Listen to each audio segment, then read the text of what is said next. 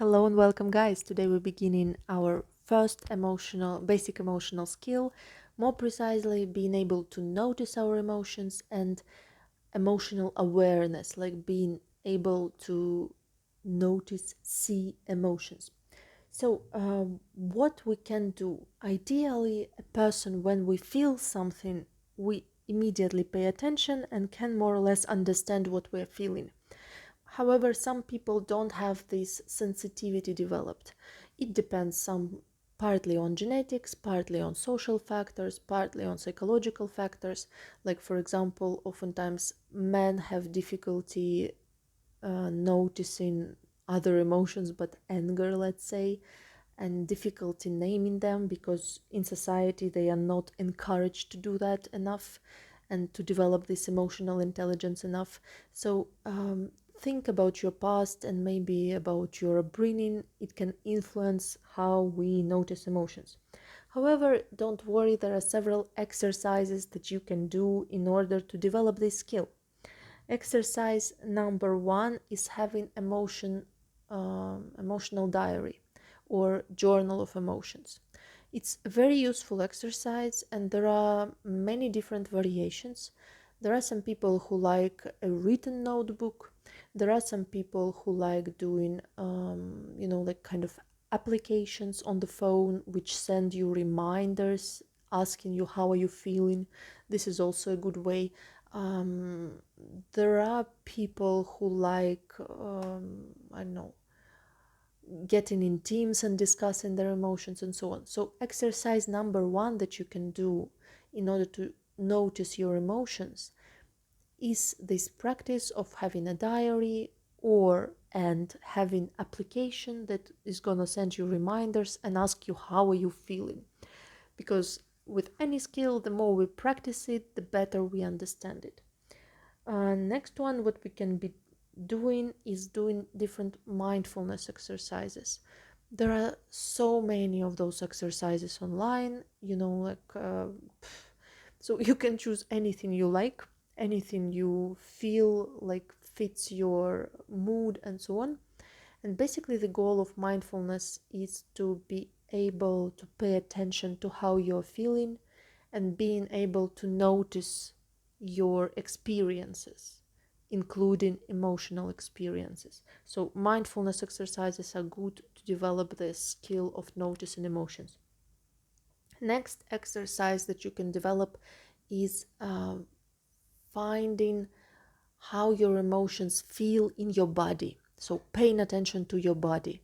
Like, for example, pay attention what parts of your body feel tense, or paying attention to how your back is placed, paying attention to if you feel tremor and energy in your body or not, and so on and so on.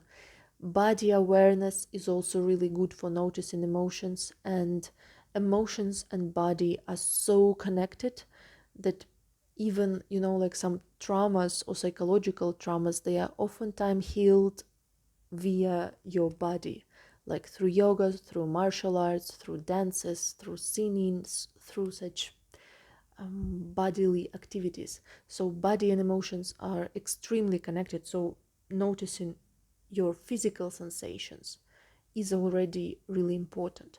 And if you cannot yet name your emotion behind those sensations, you can just name your physical sensation. Like, for example, you feel something, you don't know what it is, and you can just name it, like, I feel tightness in my chest, I feel my shoulders heavy, or I feel my heart beating, I feel my hands being as if they're full of energy and very warm. So you can begin by just describing your physical sensations and paying attention to what it feels like. It's already developing your ability to notice emotions. Actually, noticing emotions is such an important skill because it helps you to begin your emotional regulation journey instead of just, like drinking alcohol or overeating or doing something impulsive because you didn't notice emotions in time. So yes, doing this kind of exploring your physical sensations. Next, what we can do is paying attention to your emotion, or to your physical sensation, or to what you want to do with your body. Like, for example, you notice that you are, let's say, holding your hand right here, and try to increase what you want to do. So if you hold the hand right here, maybe if we increase it, you want to caress yourself. And this will be that you are kind of trying to take care of yourself. Or if you holding your hand, let's say, around your mouth, try to increase what you want to do. And maybe you just want to tightly squeeze your mouth, so kind of shut your mouth. Maybe it's because you feel sad and it's kind of trying to burst out. Or if you holding your hand like this and making those like movements, what are you trying to do? Maybe you're trying to do this like kind of yay yay salute, I don't know, like joyful salute. Or maybe you're trying to be aggressive and like like threatening someone.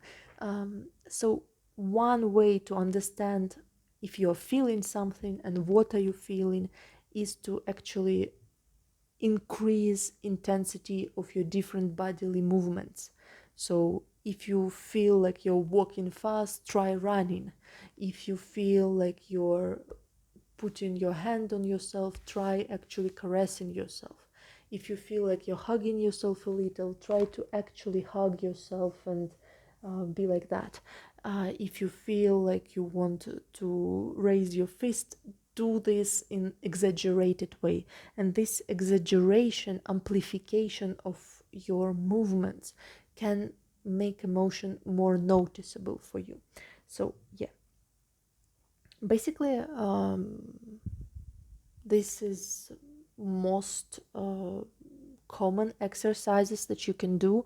So please choose one of those or several of those. I'm not giving only one exercise because each of us is different and we better try out different things and see what helps us. So the point is that you choose one of those exercises or several of those exercises, and for the next week you do them every day, and you get used to paying attention to your body, paying attention to yourself, your experiences, and asking yourself, how am I feeling? What am I feeling? And so on. And little by little, your brain will develop this capacity to notice emotions, and this is very important. What you can also do, you can do this exercise when you think about, I don't know, events happening in your day to day, or events happening yesterday. You can kind of go in time and then ask yourself, how was I feeling? What was going on inside me? And kind of little by little try to remember. The thing is that if our brain is not practiced enough in noticing emotions, they happen very fast like this. And our brain doesn't have this like glasses or capacity to notice it. And when we go back and slowly go little by little through an event, we make our brain practice the skill. Same when we make a diary of emotions, same when we pay attention to our body, same when we discuss our emotions with somebody else, and so on and so on. So all these teaches your brain to actually do it. And because our brain doesn't learn it in one step, this is why I want you to do this exercise for a whole week, so that you practice it again and again and again and again every day until your brain gets used to it. It's really essential. Practice is one of the most important things. So yes, that's it about noticing emotions and being mindful of emotions. And yeah, let's see each other in the next video when we're gonna talk about differentiating emotions. Bye bye.